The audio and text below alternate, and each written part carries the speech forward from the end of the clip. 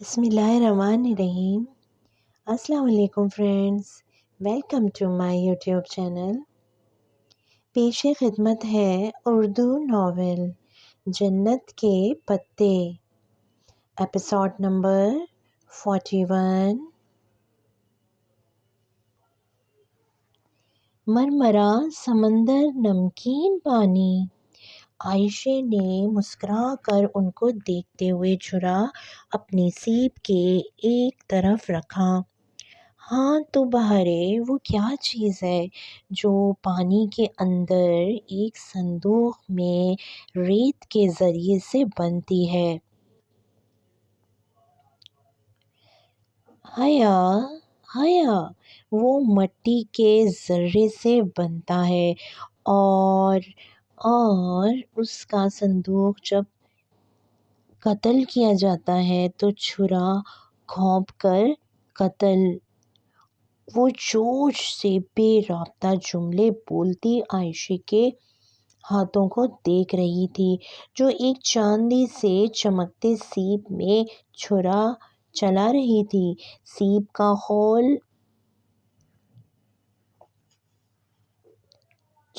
چٹخار عائشہ نے کتاب کی طرح سے اسے کھولا۔ اندر دم توڑتے جانور پہ ایک سفید موتی جگمگا رہا تھا۔ موتی پرل پورے 5 حروف۔ بہارے خوشی سے چلائی اور پھر جلدی جلدی ڈبے کے کوٹ بار کی سلائٹ اوپر نیچے کرنے لگی۔ وہ اب اس پہ پرل لکھ رہی تھی۔ حیا اور عائشہ بے اختیار اپنا کام چھوڑ کر آگے ہو کر اسے دیکھنے لگیں۔ جیسے ہی بہارے آخری حرف ایل سامنے لائی، کلک کی آواز کے ساتھ باکس کے سائڈ سے دروازہ باہر کو کھلا۔ حیا کی توقع کے برعکس وہ باکس اوپر ڈھکن کی بجائے سائڈ کی دراز سے کھلتا تھا۔ دراز میں سیاہ مخملی کپڑا بچھا ہوا تھا اور اس پہ ایک نازک سا نیکلس رکھا ہوا تھا۔ نیکلس دراصل پلاٹینم کی زنجیر تھی، جس پر ہر 2 کڑیاں چھوڑ کر ننھے ننھے ہیرے لٹک رہے تھے۔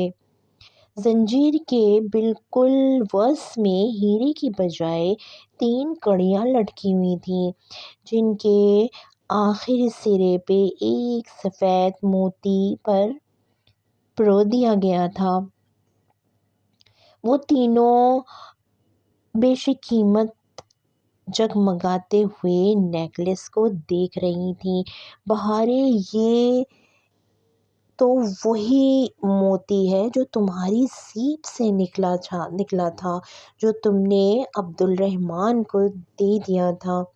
عائشہ حیرت سے اس موتی کو دیکھتے ہوئے بولی تھی۔ ہاں، یہ تو وہی ہے، عبدالرحمن نے وہ مجھے گفٹ کر دیا، اور وہ بھی اتنے خوبصورت انداز میں۔ حیا بس اتنا ہی کہہ سکی۔ اسے اس تحفے کو دینے کے انداز نے بہت ہی متاثر کیا تھا۔ بہارے نے اپنی ننھی انگلیوں سے نیکلس اٹھایا اور گردن سے لگایا، پھر چہرہ اٹھا کر ان دونوں کو دیکھا۔ یہ کیسا لگ رہا ہے؟ اس کا چہرہ خوشی سے دمک رہا تھا۔ بہت پیارا، عبدالرحمن نے مجھے کتنا پیارا گفٹ دیا ہے، اللہ مجھے یقین ہی نہیں آ رہا۔ وہ اپنے پرس سے آئینہ نکال کر اب ہر زاویے سے اس کو اپنی گردن میں لگا کر دیکھ رہی تھی۔ تم عبدالرحمن کو ضرور تھینک یو کرنا۔ اللہ بہارے کی خوشی بیان سے باہر تھی۔ حیا، میں تم سے بھی خوبصورت لگ رہی ہوں نا؟ ہاں، تم مجھ سے بھی زیادہ خوبصورت لگ رہی ہو، وہ مسکرا کر اسے تسلی دیتی سیپ کے خول اٹھانے لگی۔ ابھی اسے پوری مالا بنانی تھی۔ حیا تم میری تصویر کھینچو، میں اسے سر پہ کراؤن کی طرح پہنتی ہوں کیونکہ میں پرنس ہوں۔ وہ نیکلس اپنے سر پہ تاج کی طرح پہنے اٹھ کر ساحل پہ جا کھڑی ہوئی۔ اس نے وہ تحفہ 2-2.5 ماہ بعد کھولا تھا، سو آج اس کا دن تھا۔ دھیان سے بہارے، ہوا تیز ہے، سمندر کی طرف پش کیے کھڑی بہارے نے عائشہ کی بات نہ سنی تھی۔ حیا نے موبائل نکال کر کیمرہ آن کیا، پھر موبائل چہرے کے سامنے لا کر بہارے کو فوکس کیا۔ پرنس اب تم ذرا مسکراؤ۔ بہارے بڑے معصوم انداز میں مسکراتی۔ اسے بے اختیار بیوق ادا کے بازار میں سڑک کے وسط میں کھڑی بہارے یاد آ گئی، جس کے گرد سیاحوں کا مجمع لگا ہوا تھا۔ ریڈ کارپیٹ شو پھر سے شروع ہو گیا تھا۔ اسی لمحے ہوا کا ایک تیز جھونکا آیا اور ساتھ پانی بھی۔ اس سے پہلے کہ ان میں سے کسی کی کچھ بھی سمجھ میں آتا، بہارے کے سر سے نیکلس اڑتا ہوا پانی میں جا گرا۔ وہ بھوکلا کر پلٹی اور پھر اس کی چیخیں ہر سو بلند ہو گئیں۔ حیا تیزی سے اٹھی، گود میں رکھی لڑی گر گئی، سیپیوں کے خول بکھر گئے۔ وہ بھیگ کر پانی میں آئی۔ بہارے چیختی ہوئی پانی میں ہاتھ مارتی اپنا نیکلس ڈھونڈ رہی تھی۔ جو لہر اس کا نیکلس چھین کر لے گئی تھی، وہ واپس جا رہی تھی۔ حیا ننگے پیر بھاگتی ہوئی لہر کے پیچھے گئی، مگر پانی جیت گیا۔ لہر پلٹ گئی، ہار پانی میں گم ہو گیا۔ بہارے زور زور سے روتے ہوئے چیخ رہی تھی، میرا نیکلس، حیا میرا نیکلس! عائشہ پیچھے سے اسے بازوؤں میں لیے پکڑنے کی کوشش کر رہی تھی، مگر وہ کسی بے آب مچھلی کی طرح سے تڑپتے ہوئے خود کو چھڑا رہی تھی۔ حیا آگے مت جاؤ، پانی گہرا ہے، وہ گم جائے گا۔ عائشہ اسے آواز دے رہی تھی، مگر وہ سب کچھ بھلائے بیوق ادا کی شہزادی کی تاج ڈھونڈ رہی تھی۔ ساحل کی گیلی ریت، پانی، سمندر۔ وہ پانی میں ہاتھ مارتی پوری طرح سے بھیگ چکی تھی، مگر نیکلس کہیں نہیں تھا۔ اس نے تھک کر اپنے عقب میں دیکھا، جہاں عائشہ بمشکل آنسو روک کے تڑپتی بلکتی بہارے کو پکڑے کھڑی ہوئی تھی۔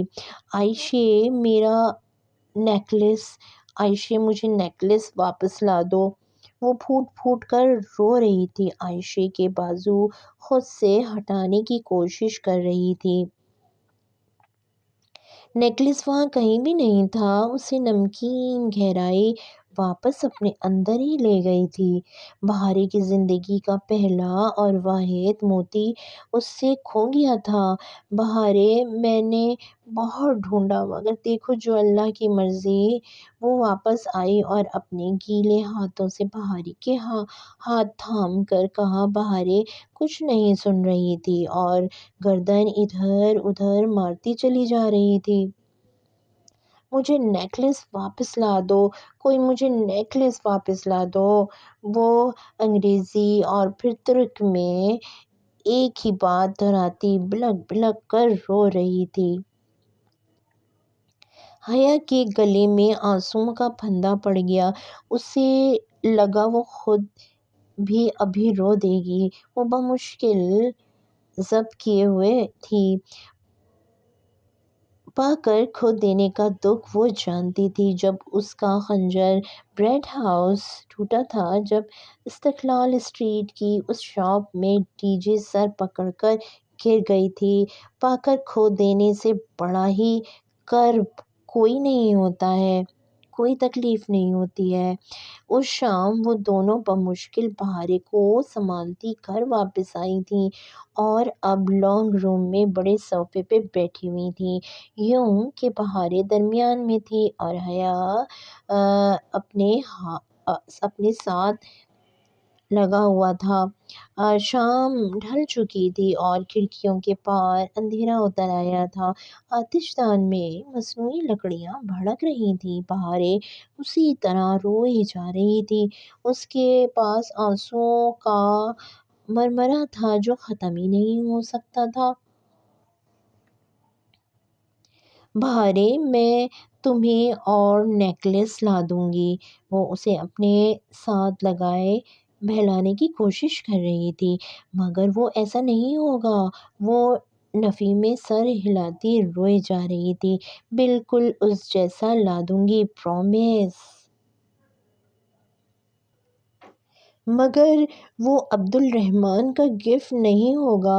عبد الرحمن تمہیں خود ویسا ہی نیکلس گفٹ کرے گا، میں اسے کہوں گی، مگر اس میں میرا موتی نہیں ہوگا عائشہ۔ ممی، وہ روتے روتے اپنی ماں کو یاد کرتی تو کبھی عائشہ کو پکارتی۔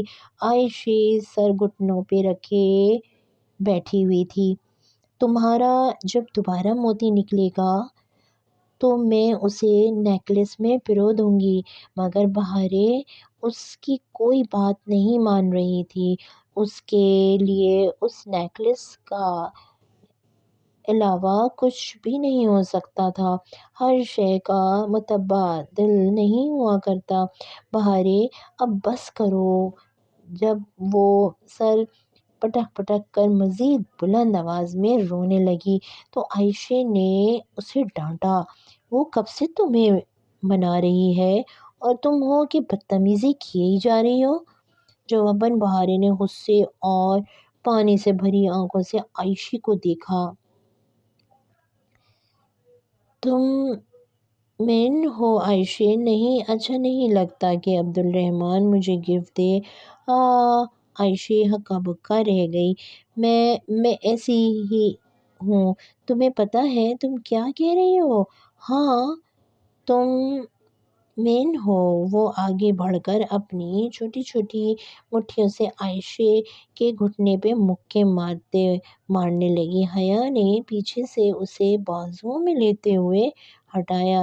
میں نے کیا کیا ہے عائشہ؟ روحانی ہو گئی۔ تم لڑ رہی تھیں عبد الرحمن سے، وہ اسی لیے انڈیا چلا گیا ہے کیونکہ تم اس سے لڑ رہی تھیں۔ تم نے اسے تھپڑ بھی مارا تھا اور تم نے اس سے کہا تھا کہ وہ بہارے گل سے بے تکلف نہ ہوا کرے۔ وہ تمہاری وجہ سے یہاں سے گیا ہے، میں نے خود دیکھا تھا سوراخ سے۔